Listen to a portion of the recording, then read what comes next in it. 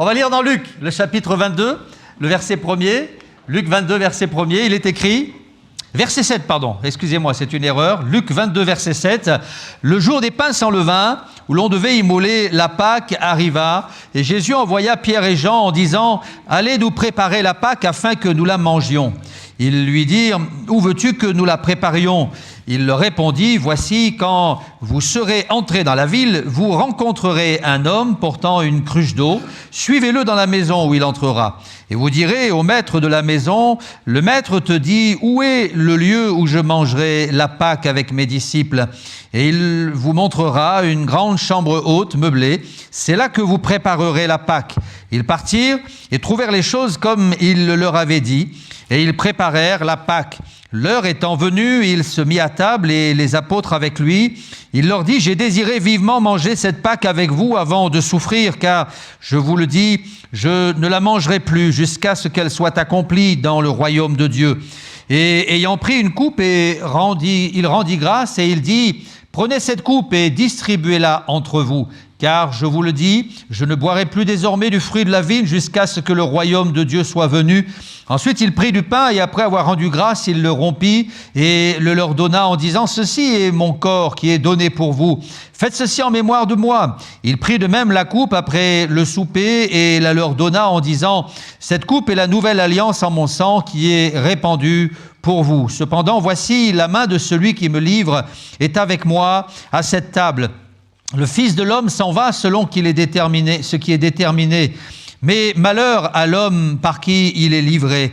Et ils commencèrent à se demander les uns aux autres qui était celui d'entre eux qui ferait cela. Amen.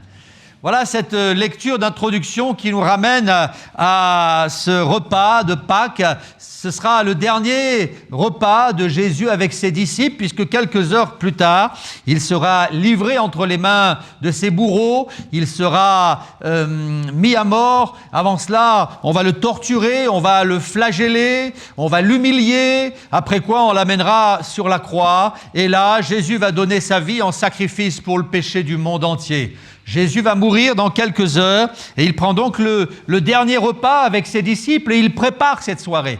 Il va envoyer ses disciples et il va leur dire, voilà, le lieu où nous allons manger ce dernier repas a été déjà préparé. Vous allez rencontrer un homme portant une cruche, suivez cet homme et il vous amènera dans le lieu préparé pour la Pâque. Et ce que Jésus avait annoncé va s'accomplir, tout avait été préparé, ils vont prendre ce repas, le repas de la Pâque. Et aujourd'hui, eh bien, dans le monde entier, des hommes, des femmes, des croyants s'apprêtent à célébrer la Pâque et il m'a semblé pertinent de parler de Pâques. Alors Pâques, vous le savez, c'est pas seulement les œufs au chocolat. Pâques, c'est pas seulement le gigot d'agneau en famille. Pâques, c'est autre chose. Et pour ceux qui l'ignorent, j'aimerais préciser dans un premier temps que Pâques, avant d'être une fête chrétienne, Pâques, c'est une fête juive. Et cette fête juive a été ensuite adoptée par le christianisme, par les chrétiens du monde entier, parce que Jésus va nous l'enseigner. Mais pour bien comprendre le message de Pâques, eh bien, j'ai eu à cœur ce matin de nous amener dans cette Pâque juive et d'expliquer un peu ce qu'était la Pâque juive. Nous sommes dans une culture judéo-chrétienne et le christianisme trouve ses racines dans le judaïsme. Jésus était juif et pour bien comprendre le sens de certaines fêtes chrétiennes, il est important de savoir d'où elles viennent, leur origine. Et en réalité, pour bien comprendre le sens de Pâques, la Pâque chrétienne, il faut comprendre la Pâque juive, parce que la Pâque juive, ce sont les racines de cette Pâque chrétienne. Alors la Pâque juive, qu'est-ce que c'est? Eh bien la Pâque juive, c'est tout d'abord un repas en mémoire d'un événement. Chaque année, les Juifs du monde entier célèbrent la Pâque. Et avant que Jésus vienne sur la terre, déjà on célébrait la Pâque. Et on célébrait la Pâque au travers d'un repas. Ça fait des milliers d'années que les Juifs prennent ce repas de la Pâque. C'est le repas du Seder. C'est comme ça qu'on appelle le repas pascal, le repas de la Pâque. C'est le repas du Seder. C'est le repas qu'on prenait à Pâques. C'est le repas que Jésus a pris avec ses disciples à Pâques. Et peut-être qu'on pourrait s'interroger sur justement ce qu'il y avait sur la table à cette époque. Qu'y avait-il sur la table quand les Juifs prenaient le repas du Seder? Alors, il y a des diapos qui ont été préparés. On va vous les diffuser. Est-ce que c'est bon? C'est bon? Alors, voilà la première chose qu'on mettait sur la table à l'époque du repas de Seder, le repas de la Pâque. C'était la matzah. Vous avez tous reconnu ce que c'est?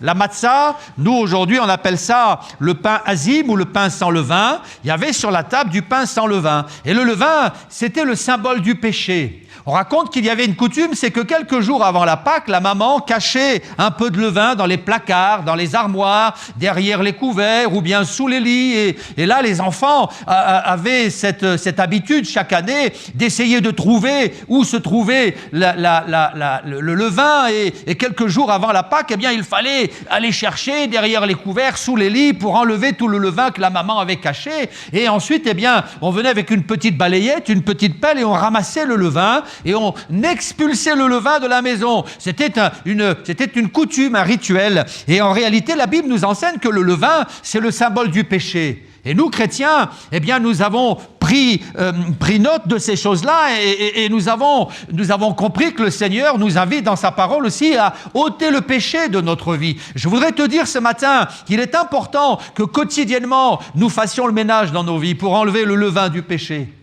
Et s'il y a encore un péché caché dans ta vie, il est important que tu puisses ouvrir les placards, chercher sous le lit, regarder partout dans ta vie, dans les lieux peut-être les plus reculés, les plus cachés, pour aller extirper le péché de ta vie. Tu ne pourras pas être heureux tant que le péché sera dans ta vie. Tu ne pourras pas connaître l'épanouissement intérieur, la paix intérieure, tant qu'il y aura du péché caché dans ta vie, semblable à ce levain qui était dissimulé un peu partout dans la maison. Alors il fallait qu'il mange ce soir-là, ce jour-là, du pain, mais du pain sans levain. C'était la matzah, le pain azim. Et puis le deuxième élément, maintenant ça va s'afficher, c'était un deuxième aliment, c'est pas très clair parce que j'ai pris cette photo sur internet, c'est un plat qui s'appelait le harosset. Le harosset, qu'est-ce que c'était? Bien, le harosset, c'était une sorte de pâte fabriquée à base de vin, de poire, de pommes, de camel, de miel, de noix concassées. On mélangeait tout ça et on posait tout ça sur la table. Et cette pâte, c'était aussi une pâte qui était fabriquée et qui était consommée en mémoire de ce qui s'était passé en Égypte. La pâte du harosset, c'était un aliment qui rappelait le mortier fabriqué par les Hébreux quand ils étaient esclaves en Égypte. C'était symbolique. Et vous savez tous que la Pâque, et si vous ne le savez pas, je vais vous l'apprendre, la Pâque était célébrée en mémoire du jour où Dieu a envoyé Moïse en Égypte pour libérer son peuple de la férule de Pharaon, de la tyrannie des Hébreux. Et ce jour-là, le Seigneur a pris son peuple et il l'a arraché à l'esclavage et il l'a rendu libre. Et pendant 400 ans, pendant près de 4 siècles, eh bien, les Hébreux avaient été réduits à l'esclavage. On va le lire tout à l'heure. Ils avaient été humiliés, cassés, brisés. Ils avaient fabriqué du mortier, fabriquer des briques pour construire les villes des Égyptiens. Mais un jour, Dieu va entendre leurs cris. Un jour, Dieu va entendre leurs larmes. Un jour, Dieu va voir leur désarroi. Et Dieu va envoyer Moïse. Et Moïse va délivrer son peuple. Et ça sera l'occasion d'une grande joie. Il y a 2000 ans, je voudrais vous dire que Dieu a envoyé Jésus sur le monde pour libérer l'humanité de l'esclavage du péché. Alléluia. Et si tu es esclave de ton péché, si tu verses des larmes, si tu es malheureux, asservi, eh bien sache que nous croyons que Jésus c'est le grand libérateur.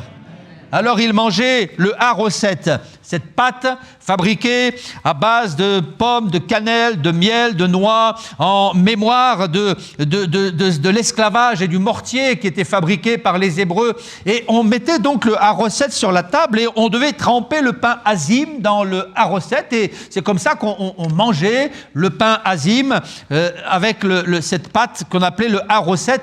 Et ça me rappelle que Jésus, lorsqu'il a célébré la dernière Pâque, eh bien, il a fait ce geste. Il a fait ce geste.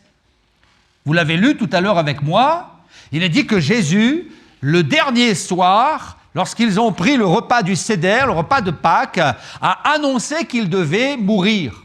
Mais il a aussi annoncé qu'il serait livré et que quelqu'un le trahirait. Et il a même précisé qu'il allait être trahi par l'un des 12 qui était là à table avec lui. Alors on a commencé à chuchoter et on a commencé à se dire mais qui sera bien celui qui pourra livrer Jésus? Alors on a regardé à droite, à gauche, est-ce que c'est lui? Est-ce que c'est lui? Qui est le traître parmi nous qui se dissimule, caché? Et là, eh bien, il est écrit dans l'Évangile de Jean au chapitre 13 au verset 23, ça devrait s'afficher normalement. Un des disciples dit à Jésus, mais qui est-ce, Seigneur? Alors verset 26, Jésus répondit, c'est celui à qui je donnerai le morceau trempé, et ayant trempé le morceau, il le donna à Judas. Alors voilà, Jésus va prendre la matzah, va la tremper dans le harosset, il va donner cela à Judas, et tous vont comprendre que c'est Judas qui allait le trahir. Alors Judas va s'enfuir et il va aller trouver les religieux pour livrer Jésus entre leurs mains. Le dernier repas du Seder pour Jésus sera aussi le repas de la trahison.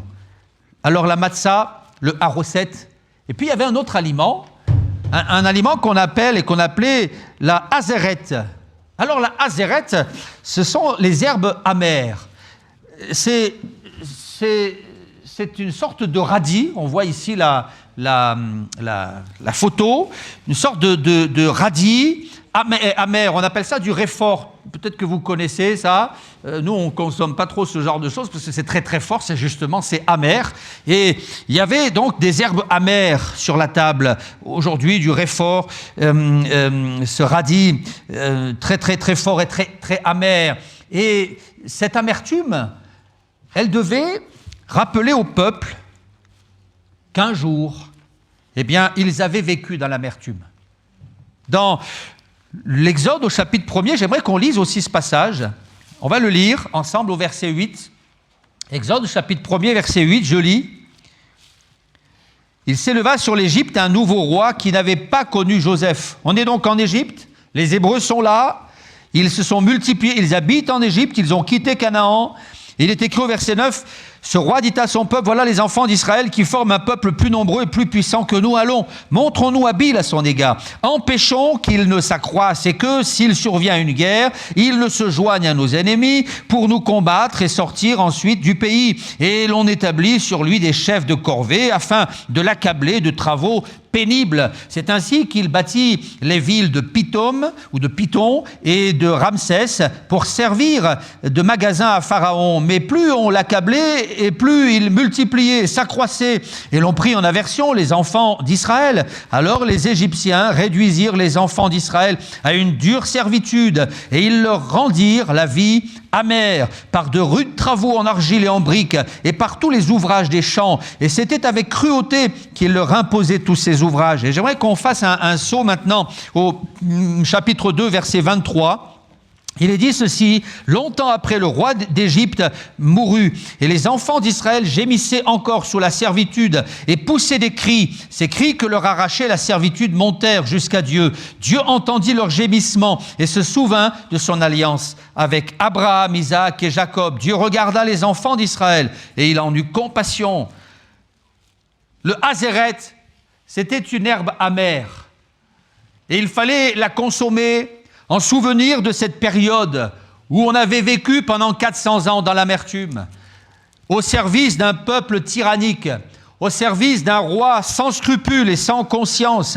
Il est écrit qu'il va accabler le peuple d'Israël parce qu'il détestait ce peuple. Est-ce que vous savez que le diable vous déteste ? Est-ce que vous savez que Satan veut vous accabler? Est-ce que vous savez que Satan veut vous réduire à l'esclavage et à la servitude? Beaucoup de gens vivent dans l'esclavage. Beaucoup de gens sont sous la servitude aujourd'hui parce qu'ils ont choisi pour maître le diable ou bien plutôt parce qu'ils ne connaissent pas celui qui libère. Il est écrit dans ce passage, il leur rendit la vie amère. Et chaque fois que pour le repas du Seder, le repas de Pâques, ils consommaient cet aliment, le hazeret, eh bien, il y avait de l'amertume qui pénétrait leur palais et ils se souvenaient qu'ils avaient pleuré pendant 400 ans. Ils se souvenaient que Dieu avait envoyé Moïse pour les délivrer. Et j'aimerais à nouveau vous dire que pour nous, notre libérateur, c'est Jésus. Et j'aimerais dire à tous ceux qui sont dans l'amertume, tous ceux qui n'aiment plus la vie, tous ceux qui ont perdu goût à l'existence, parce que leur vie est amère, parce que leur quotidien n'a plus de joie, parce que vous n'avez pas d'espérance, parce que vous êtes liés par des chaînes, des addictions, parce que vous êtes liés par la violence, la haine, l'amertume de la vie peut-être, parce que vous n'avez plus aucun avenir. J'aimerais vous annoncer la personne de Jésus qui peut balayer l'amertume de votre cœur et vous redonner goût à la vie. J'aimerais vous inviter à venir à la croix, là où l'agneau de Dieu a été crucifié, là où Jésus est mort pour nos péchés. Et là, à la croix, vous vivrez ce miracle extraordinaire de la délivrance de l'amertume. Je ne vais pas vous parler d'une religion, je ne vais pas vous parler de rituels, mais je vais vous parler d'une rencontre avec ce Jésus qui peut chasser l'amertume de nos vies. Il est là ce matin, il vous tend la main et il vous invite à venir à lui sans tarder et vous connaîtrez cette délivrance authentique. Jésus est celui qui chasse l'amertume de nos cœurs. Alléluia! Ce Jésus, j'aimerais vous le présenter et vous dire qu'il est toujours vivant. Pâques, c'est la mort de Christ. Pâques, c'est la mort de l'agneau de Dieu. Mais Pâques, c'est aussi le souvenir de la résurrection de Jésus. Il est vivant, le Seigneur. Il est vivant ce matin. Ce n'est pas une religion, ce n'est pas un rituel, c'est une personne. La foi en Jésus nous invite à une relation avec celui qui chasse l'amertume et puis aussi avec celui qui sèche les larmes. Il y avait sur la table, pour le repas du Seder, un autre élément important. Et cet élément, je l'ai apporté ici. Il y avait un récipient. Et dans ce récipient, il y avait de l'eau. Alors je vais simplement remplir ce verre, y mettre de l'eau. Mais dans ce récipient plein d'eau, il y avait une particularité, c'est que cette eau, c'était une eau salée. Alors je vais vous faire une petite démonstration ce matin. Il paraît qu'on retient davantage ce qu'on voit. Et je vais mettre un peu de sel. Je vais mettre beaucoup de sel même dans ce verre.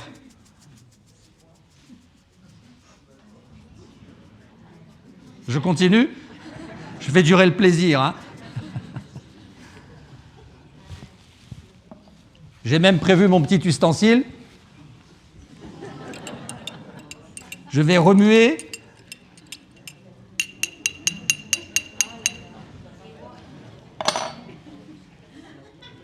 Et je vais chercher un volontaire. Ah, il y en a qui désignent leurs voisins, c'est sympa pour eux. Allez Kevin, viens boire, tiens, toi qui désignes ton voisin. Là, c'est plus pareil. Mais qui serait intéressé pour boire ce genre de breuvage? Est-ce qu'il y a quelqu'un qui pourrait boire un verre plein de sel? Vous savez pourquoi il y avait un verre plein de sel sur la table? Eh bien, parce que ce verre plein de sel, imbuvable, absolument indigeste, ça devait rappeler à tous ceux qui prenaient le repas du Seder les larmes qui avaient coulé en Égypte. Oui, les larmes. Cette eau salée nous rappelle les larmes. Vous savez, lorsque j'ai réfléchi à ça, je me suis interrogé à ce sujet. Et je voudrais vous poser une question. Est-ce que vous voyez le sel qu'il y a dans ce verre? Non? Non, on ne le voit pas. Pourtant, il est bien présent. Et si vous en doutez, venez boire le verre. On ne le voit pas. Il y a combien de gens qui pleurent en secret?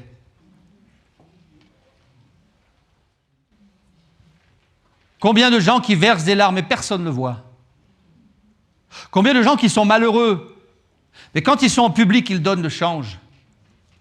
Ils sont les fanfarons de l'équipe, ils sont à l'aise, ils sont costauds, ils sont fiers, ils sont parfois prétentieux, ils font rire la galerie. Et derrière cette mascarade, il y a souvent des larmes qui coulent. Il y a combien de gens qui pleurent en secret? Il y a combien de larmes discrètes? Combien de larmes étouffées? Combien de larmes dans le secret des chambres? Il y a combien de gens qui sont là ce matin, qui ont chanté des cantiques et qui ont le sourire aux lèvres, mais qui pourtant pleurent en secret? J'ai rencontré un jour une femme qui s'appelait Isabelle. J'espère qu'il n'y a pas d'Isabelle, sinon c'est pas vous, rassurez-vous. Isabelle avait été alcoolique pendant 20 ans. 20 ans. 20 ans pendant lesquels elle va essayer de noyer son chagrin dans la boisson. Et pendant 20 ans, elle va chercher l'espérance, elle va chercher l'issue, elle va chercher le secours. Et au bout de 20 ans, elle va se promener dans la ville. Et là, elle va tomber devant une enseigne. Elle va lire sur cette enseigne, église évangélique, église de Pentecôte, bienvenue dans nos lieux de culte. Elle va se dire, mais tiens, il y a de la lumière. C'était le moment de la réunion. Alors elle va pousser la porte discrètement. Elle va rentrer. Elle va découvrir le message de l'évangile. Elle va entendre ce message qui consiste à annoncer la consolation à tous ceux qui pleurent. Elle va saisir le message de l'évangile. Et Isabelle, après avoir essayé de noyer son chagrin pendant 20 ans dans l'alcool, Isabelle va saisir le message de l'évangile et le Seigneur va la délivrer de son alcoolisme. Elle avait pleuré en secret. Elle avait pleuré en cachette. Il y a combien de gens, il y a combien d'Isabelle dans cette salle qui, comme elle, versent des larmes, mais personne ne le sait. J'aimerais vous parler de cette femme qui avait été mariée à un mari violent, parce qu'elle avait eu un papa violent, et lorsqu'il va falloir faire le choix, elle va reproduire ce qu'elle avait vécu. Elle va se marier avec un homme qui était violent, alors elle va divorcer, et puis elle va se marier avec un deuxième homme qui était charmant au départ, et à son tour, cet homme va se manifester comme étant quelqu'un de colérique, de brutal, de violent, et cette femme va venir à l'église. Je me rappelle de cette femme qui avait une 60aine d'années, un peu plus même. Elle était marquée, son visage était marqué. Elle avait tellement pleuré. Elle avait versé tellement de larmes. Et cette femme va se donner à Jésus. On va baptiser cette femme. Elle va découvrir la consolation en Jésus. Il y a combien de gens qui ont été cassés, brisés, maltraités par un mari violent, peut-être par une épouse violente. On parle beaucoup des maris violents. Parfois, il y a des épouses violentes. Et il y a des hommes qui pleurent parce que leurs femmes sont violentes. J'en ai rencontré dans mon parcours. Eh oui, combien de gens qui ont été maltraités, combien d'hommes, combien de femmes qui pleurent en secret. La première fois que j'ai fait un enterrement, j'avais une vingtaine d'années, 23 ans, et mon formateur m'a envoyé faire un enterrement. Je n'étais pas informé de ce qui allait se passer, mais quand je suis arrivé aux obsèques, j'ai vu 2 parents, un papa et une maman qui pleuraient leur petit. Et le cercueil qui était devant moi, c'était un petit cercueil. Et j'ai enterré un enfant qui avait 9 mois. Il avait vécu pendant 9 mois et ensuite, pour des raisons que j'ignore, eh bien, il est décédé. J'ai vu ses parents pleurer. Et ce papa, cette maman sont venus à l'église. Il y a combien de gens qui pleurent en secret? La mort d'un proche. Combien de gens qui pleurent en secret parce qu'ils ont été maltraités? Combien de gens qui ressemblent un peu à ce peuple hébreu qui était là en Égypte? Et un jour, Dieu a envoyé Moïse. Et pour tous ceux du monde entier qui aujourd'hui pleurent, Jésus est venu. Il y a 2000 ans. Vous savez, dans la Bible, il y a tellement de textes qui parlent de ces larmes. Tellement de textes qui parlent des pleurs. Alors j'ai trouvé des textes profondément négatifs. Et puis j'en ai trouvé d'autres qui étaient profondément positifs. Par exemple, ce n'est pas la peine forcément d'afficher ces textes, je parle à la régie, mais dans le psaume 102, il est écrit au verset 10 « Je mange la poussière au lieu de pain et je mêle des larmes à ma boisson. » L'homme qui écrit cela, eh bien, pleurait tellement que ses larmes se mêlaient à sa boisson. C'était peut-être une boisson alcoolisée justement pour noyer son chagrin, mais cet homme était brisé par les larmes. Dans le psaume 6, au verset 16, je lis « Je m'épuise à force de gémir. Chaque nuit, mon lit est trempé de mes larmes. Il est inondé de mes pleurs. » C'est la version second 21. Cet homme pleurait toute la journée, mais il pleurait aussi la nuit. Et quand il se couchait, il n'arrivait pas à trouver le sommeil. Et il était littéralement brisé. Et larmes, dit ce texte, avait coutume d'inonder son lit. Ses draps étaient mouillés de larmes. Pas de consolation pour cet homme. Dans Luc au chapitre 7, je trouve une femme qui cherche la consolation. Au verset 38, elle apprend qu'il y a là un grand prophète qui passe par là. Alors, elle entre dans la salle où il y a le repas. Elle se jette à ses pieds, et là, elle commence à pleurer. Et plus elle pleure, et plus elle pleure. Et plus elle pleure, et plus le chagrin sort et jaillit. Elle n'avait peut-être pas calculé tout ça, elle n'avait pas préparé ce qui allait se passer. Et cette femme pleure, elle pleure au pied de Jésus. Elle pleurait, et bientôt la Bible dit qu'elle lui mouilla les pieds de ses larmes, puis les essuya avec ses cheveux, les embrassa et les oignit de parfum.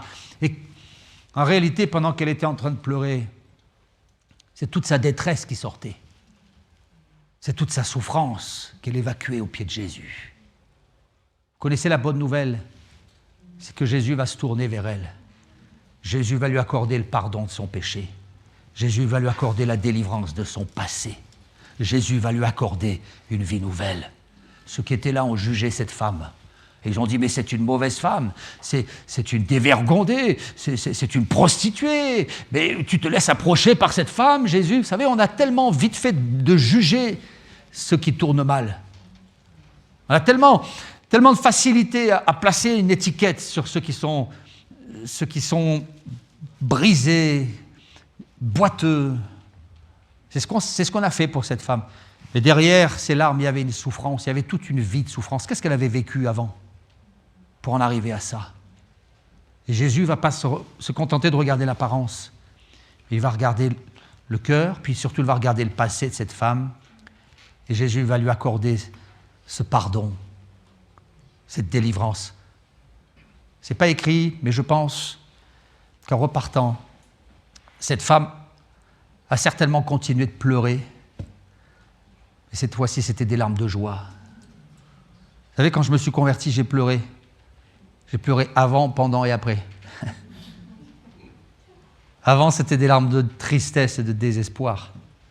Pendant, c'était des larmes de repentance. Et après, c'était des larmes de joie. Alléluia. Vous avez déjà pleuré de joie? J'ai vu un jour des gars pleurer de joie. Et je me rappellerai toute ma vie de ce jour-là. Toute une équipe de gars pleurait de joie. C'était pas lors de la victoire du dernier match de foot, hein, mais c'était à ma libération. Vous savez, avant, il y a quelque chose qui s'appelait l'armée. Vous en rappelez, hein? Les anciens s'en rappellent. Le service militaire. Et pendant 12 mois, on était sous les drapeaux, au garde à vous, on nous rasait la tête, on avait des uniformes, on nous faisait ramper dans la boue, on nous criait dessus. Et puis au bout de 12 mois, on nous libérait.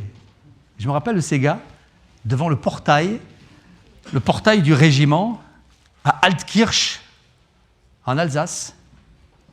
Déjà, Altkirch, c'est pas très joyeux. Hein. J'espère qu'il n'y a pas d'Alsaciens dans la salle. Et le jour où ils ont franchi le portail, je me rappelle de ces gars qui se sont arrêtés et qui se sont mis à pleurer. Ils ont dit, mais ça y est, on est libre. On est libre. Vous savez, la liberté, ça fait verser des larmes de joie. On est libre. Je pense que cette femme, quand elle est ressortie, elle a dû pleurer de joie. Je pense que le peuple hébreu, quand ils sont sortis de l'Égypte et qu'enfin ils étaient libres, je pense que ce jour-là, ils ont dû pleurer de joie. Et toi qui pleures de peine, de tristesse, d'amertume, eh bien, je voudrais t'inviter à laisser rentrer Jésus dans ta vie et tu vas pleurer de joie. Parce qu'il va te libérer. Oh oui, il y avait sur la table du pain sans levain, il y avait cette pâte qui rappelait le mortier, et puis il y avait aussi cette eau salée, symbole de larmes. Dans le psaume 116, il est écrit « Oui, tu as délivré mon âme de la mort et mes yeux des larmes. » Jésus délivre. Il nous délivre de la mort éternelle, il nous délivre du péché, il nous délivre de nos addictions, il nous délivre de nous-mêmes, il nous délivre de nos larmes. Alléluia. Alors je ne voudrais pas terminer ce message sans parler du dernier élément. Parce que sur la table, il y avait aussi un agneau. Il y avait un agneau. Dans Exode chapitre 12, Dieu va préparer le départ. Il va appeler Moïse. Il va lui donner quelques consignes concernant ce repas. Et il va lui dire, voilà, le 10e jour, vous allez prendre un agneau d'1 an, mâle, sans défaut, et vous allez le garder à la maison, et puis vous allez vous en occuper, vous allez lui donner à manger, vous allez lui donner à boire, vous allez vivre quelque temps avec lui, à partir du 10e jour jusqu'au 14e jour, et le 14e jour, eh bien, vous immolerez cet agneau. Et là, je pense que savez, quand on amène un petit animal à la maison, les enfants s'amusent avec lui, les enfants jouent avec lui, et ça devient la mascotte de la maison, et finalement, les enfants passent de bons moments, se régalent avec lui, et c'est certainement ce qui a dû se passer pendant 4 jours. Ils se sont régalés avec ce petit animal, et au bout de 4 jours, voilà que le papa est arrivé, et il a immolé l'agneau. Et je pense que les enfants ont certainement dû être choqués, traumatisés, et ils ont dû certainement pleurer en voyant qu'on avait mis à mort le petit animal de compagnie, celui qu'on aimait tant, et on l'a mis à mort. Et Moïse de prendre le sang de cet animal, d'en apposer sur les poteaux et les linteaux de chaque porte, parce qu'il savait que bientôt l'Éternel allait passer, et il allait châtier cette nation tyrannique.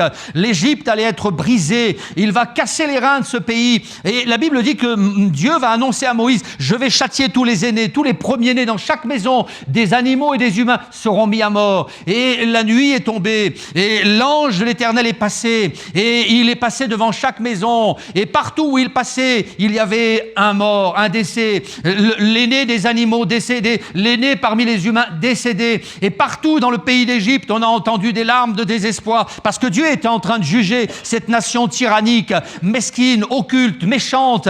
Et lorsque l'ange de l'Éternel passait, il est écrit au chapitre 12, et il est écrit que Dieu avait annoncé, je passerai devant vos maisons, je verrai le sang sur les poteaux et sur les linteaux des portes, je passerai par-dessus vous et je ne vous châtierai pas. Et passer par-dessus, passer outre, en hébreu ça se dit Pessar, et ça a donné le mot Pâques. Alors Pâques, c'est un message d'espérance et de délivrance. Partout, il y avait des gens, des hommes, des femmes, et qui s'étaient retranchés derrière ces maisons marquées par le sang. Ces gens étaient sauvés. Savez-vous quoi? Parmi ces gens, il y avait des gens qui avaient été des criminels, des débauchés, des voleurs, des gens qui avaient été des parias, mais ils avaient cru, et ils s'étaient placés, retranchés derrière ces maisons où il y avait du sang, et ils ont été sauvés. Et vous savez ce que c'est comme message? C'est un message qui signifie que tous les hommes et toutes les femmes, quel que soit leur passé, peuvent se réfugier là, au pied de Jésus, et le sang de Jésus les protégera. Pour le pire d'entre nous, Jésus a donné son sang. On ne peut pas parler de Pâques sans parler de la croix. Paul dira plus tard dans l'Épître aux Corinthiens, Christ, notre Pâques, a été immolé. Il a été immolé pour qu'on soit sauvé. On n'est pas meilleur que les autres. On est peut-être même pire. Mais on a cru. Et Jésus nous a sauvés. Je passerai outre, Pessar. Il n'y a pas de Pâques sans agneau. Et l'agneau, pour nous, c'est Jésus. C'est Jésus. Voici l'agneau de Dieu, a dit Jean-Baptiste en désignant Jésus. Pour tous ceux qui pleurent, pour tous ceux qui sont amers, ce matin, nous allons vous inviter à vous tourner vers Jésus. Ce matin, nous allons nous mettre en prière et nous allons vous inviter à déposer votre amertume au pied du Seigneur. Je vais demander aux musiciens, s'il vous plaît, de revenir. Et je vais inviter tous ceux et celles qui n'ont jamais prié de leur vie. Je vais inviter celles et ceux qui ne sont jamais rentrés dans une église. Je vais inviter celles et ceux qui n'y croient pas à essayer de faire une prière. Et la prière, ce n'est pas réciter une neuvaine, la prière, ce n'est pas réciter une prière apprise par cœur. La prière, c'est le cri du cœur. Est-ce que vous avez lu qu'il est dit dans l'Exode, vous avez vu qu'il est écrit dans l'Exode que Dieu a vu le cri de ce peuple. Dieu a entendu le cri de ce peuple. Et la prière, c'est un cri. Seigneur, aide-moi. Seigneur, sèche mes larmes. Seigneur, délivre-moi. Seigneur, balaye l'amertume, c'est l'heure. Seigneur, viens à mon secours. Tu peux le faire, tu peux essayer. Tu peux simplement dire ce matin, si ce que j'ai entendu c'est vrai, prouve-le-moi. Prouve-le-moi. J'ai fait cette prière pour la première fois il y a plus de 40 ans. Croyez-moi, j'étais jamais allé dans une église. Et cette prière, je l'ai faite, ce n'était pas dans une église. C'était dans un camp de jeunesse au sommet d'une montagne. Pour la première fois, j'ai fait cette prière. Si ce que j'entends aujourd'hui, c'est vrai, prouve-le-moi. Et on était là en prière avec un petit groupe de jeunes. Un pasteur venait de nous annoncer l'évangile ce jour-là. Je ne le savais pas, mais je venais d'appuyer sur un bouton qui allait enclencher un mécanisme spirituel invisible. Dieu, ce jour-là, face à cette prière, a mis sa main en mouvement. Il a approché sa main de ma vie et il m'a touché. Et le toucher de Dieu, ça bouleverse une vie. Ça bouleverse une vie. Alors j'ai pleuré. C'était des larmes de repentance. J'ai demandé pardon à Dieu pour tout ce que j'étais, ce que j'avais fait. Pour la haine et la colère qui grandissaient en moi. Et j'ai senti cet amour inexplicable. C'était l'amour de Jésus. Et comme ce que je disais tout à l'heure, je suis ressorti en pleurant. Mais en pleurant de joie. J'avais simplement fait cette petite prière. J'avais appuyé sur ce bouton. Et ce matin, je t'invite à faire cette prière. Seigneur, si ce que j'entends, c'est vrai, si tu existes quelque part, s'il y a un créateur qui m'a formé, bien aujourd'hui, prouve-le-moi. Et Pâques 2025 restera gravé dans ta mémoire. Et tu diras ce jour-là, j'ai vécu quelque chose. L'agneau de Dieu est venu à ma rencontre. Jésus a vu mes larmes et il a eu pitié de ma vie.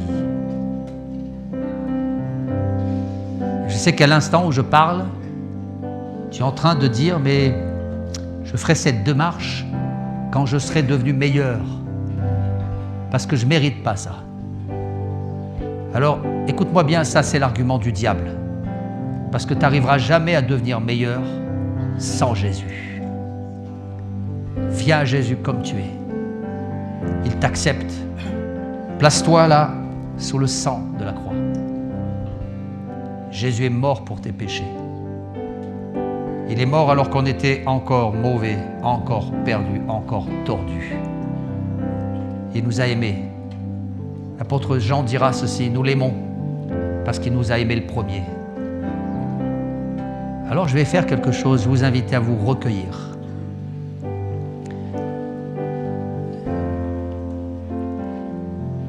Et on va rester dans le recueillement, la réflexion. Et pendant ce temps de silence, je vais t'inviter à t'adresser à Jésus. Discrètement, secrètement.